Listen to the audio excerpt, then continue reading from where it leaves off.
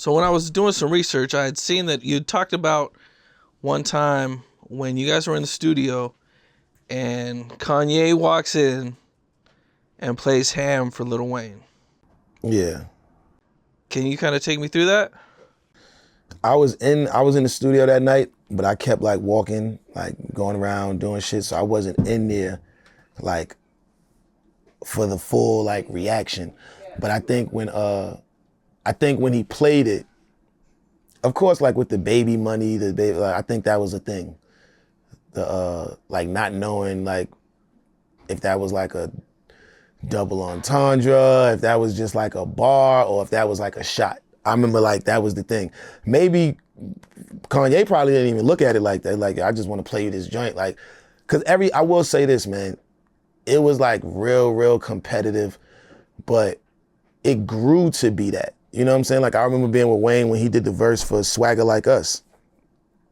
It wasn't like, oh, this probably throwing some shots at me. It's like, yo, this is accepting me now. You know what I'm saying? For a long time, Wayne was nice, but wasn't calling him to get on songs like Swagger Like Us. He wasn't calling him to get on those type of records where they 3 or 4 of the dopest artists in the game and you just go get Lil Wayne. They was still trying to look at Wayne like he was the South rapper. You know what I'm saying? So when they got to a point where he was accepted in these people, now you listening to everything they say a little more. And I just think I could be wrong, but I just think with the baby money, you got baby money, that's my lady, that's my lady money. Like, I think Jay said something like that. I think that's what like probably had Wayne just like, all right, I'm good on that song. What was Wayne's reaction when he heard it? I heard he was just on some shit like, and like walked out the room. Like, I don't know if he walked out the room like while the song was playing or like just was sarcastic, like, I caught that. Kanye, you know what I'm saying? Kanye had to have known. Oh man, yeah. You know what's funny? When I heard it, I didn't catch it. I didn't feel like he was dissing. But you gotta understand, we rappers, like rappers that really rap and really get in depth with that shit. You can hear some shit and think like, yo, is that nigga talking some? Yo, he was talking to me? Cause I rewind that shit back, bro. I gotta hear that again. It sounded like that nigga was talking about me. I think that's what the moment was, but I don't really. And then a few days later, Wayne disses him? Nah, it wasn't days later. It was probably like, it was on the song. It was on a song on like one of Wayne albums after that. It wasn't like days later. Cause Ham hadn't came out yet, I think, when he came to play it for Wayne. Okay. They was just like working on shit. Cause that was a big thing, like Kanye and Jay-Z working on the album. Niggas ain't really think it was real, and then it just came out. Like, I remember Otis came out. No, I take that back. I think Ham did come out first, and then the Otis video came out. Ham didn't have a video, right? I don't think so. I like to watch the Throne Project just to keep it a buck. Like, and were you there when Wayne recorded the diss back? Yeah, I remember when Wayne recorded that. I told him, I was like, go crazy. Because not like, this was my thing. Wayne always used to give me that confidence, like, Millz, you from New York, so you kind of get a pass to say the shit you say. We expect you to speak your mind, because that's how we first met you, through battling, through just saying the shit you want to say and you stand on it. So my thing to Wayne was, well, if you felt he dissed you, it's not like this is, first of all, ain't nobody about to do nothing to nobody. Y'all is multi-millionaires, you platinum, he platinum. But as a platinum lyricist, claimed to be the best that ever did it, he claimed to be the best that ever did it. If you feel some shit he said was aimed at you, do something about it. Not go beat him up. No, that's not what we do. This is lyrical warfare. We all come from that school. But if you felt he threw a dart, ain't nobody gonna be mad at you for throwing one back. You know what I'm saying? And I know he wasn't mad at him for throwing them back because they done did business and been on records after that. But that's just the lyrical warfare like that. You know what I'm saying? Sometimes you hear some shit. I remember Nas said, y'all don't know about my Biggie wars. who you thought kicking the door was for, but that's my heart. Y'all still tripping off the Jigga shit. And I remember I was like, whoa, hold on, rewind that back real quick. Hold on, rewind that back. What'd he say? Remember the Leonardo DiCaprio shit where he like that? He pointed at the camera like that. That's how I was like, well, hold on. So kicking the door was for Nas? But you don't think Biggie thought Nas was nice or whatever? But something made him go in that studio and do kicking the door for this. Because I felt like some shit he said about me was slick. It could have been both babies on the albums. Who knows? You know what I'm saying? But that's how greats think. You know what I'm saying? So my thing to Wayne was, bro, I'm not telling you to go kill him. You're not going to go kill him, and you don't think he want to kill you. If you think the big homie tried to get one in on you and you say something back, that's rap. You know what I'm saying? That ain't like we disrespect Hove or we disrespect Wayne or we... It's the same thing with Drake and Meek. You think just because Drake was beefing with Meek, it was like Meek is whack? No, it's just a nigga beefing with him right now. So of course I'm gonna take my man's side, but I'm not gonna sit up here and say a nigga trash. I'm a Virgo. So of course I'm nosed out. Super nosed out. I just told you fucking Do or Die was one of the first albums I bought. I mean, my mom's bought me. So I grew up listening to that Asiatic dope. Like, that's the shit I'm into. So of course I was probably taking Nas' side in the battle. And then I heard Takeover and I was like, oh shit. He's like, whoa, he just said what about the... I heard Super Ugly, fuck Takeover. You understand what I'm saying? We heard Super Ugly, like before Jay went up to the radio and said, my mom's told me apologize, I don't want y'all to play that no more. We come from that era of rap. Like, our shits go triple and four quadruple.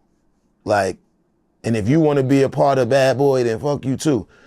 You know how crazy that was for us being kids on Lenox Avenue here and Hit 'em Up? We didn't grow up in the no Vaseline era. You get what I mean? We was 80s babies, grimy 90s kids. Hit 'em Up was like life-changing. That wasn't that when Wayne and Jay-Z was taking darts at each other. That shit wasn't Hit 'em Up. That shit was two goats throwing darts at each other. And shout out to both of them, man.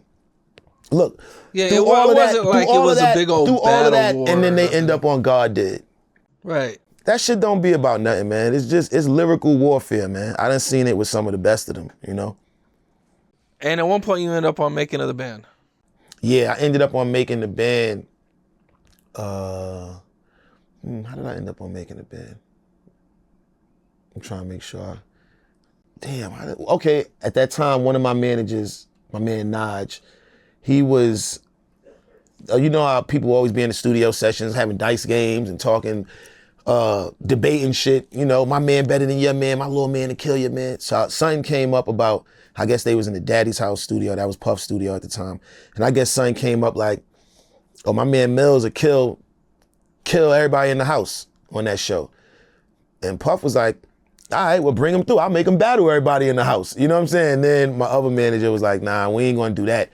Pick the best person in the house. You know what I'm saying? And well, but you gotta remember at this time, and I wanna shed light on this, the band wasn't created yet. By the time, I know production now. So I know we might have filmed that shit in January. It might not have came on to November. The band wasn't formed yet. They were still like trying to see who was gonna make the band. So when Ness battled me, he wasn't in the band yet. That's why if you notice, you see Mysterious and Freddie, you see all sorts of people standing around that never really made the band. So that was kind of like his proving ground for him. Like he kind of had to come out here and go crazy. And he did.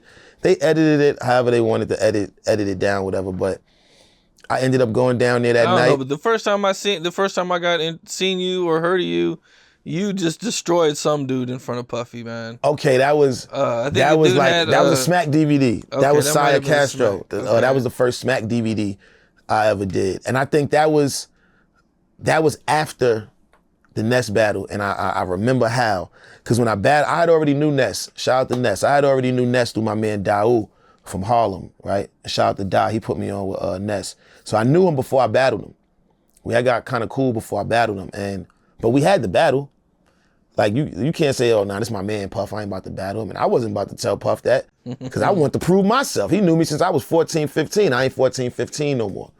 Shit is a little bit different now. You know what I'm saying? I wanted to prove that. So if you look at my battle with Ness, I'm very calm. I'm not talking a lot of shit. But when I rap, I'm going crazy, and then I just stop and I look at Puff. You know what I'm saying? So by the time I battled Cy Castro, I remember after I battled Cy Castro, when he stopped it and everybody went back, and we went upstairs back in Daddy's house, he was taking his jewelry off at the pool table. Everybody who been to Daddy's house know that infamous pool table. He taking his jewelry off at the pool table. This is Diddy. And he was like, yo, I was asking him when we went downstairs, like, you sure you want to do this? Like, I seen Kid get busy before. He's nice. Now, I'm a ride with you because you hard artist. I'm riding with you.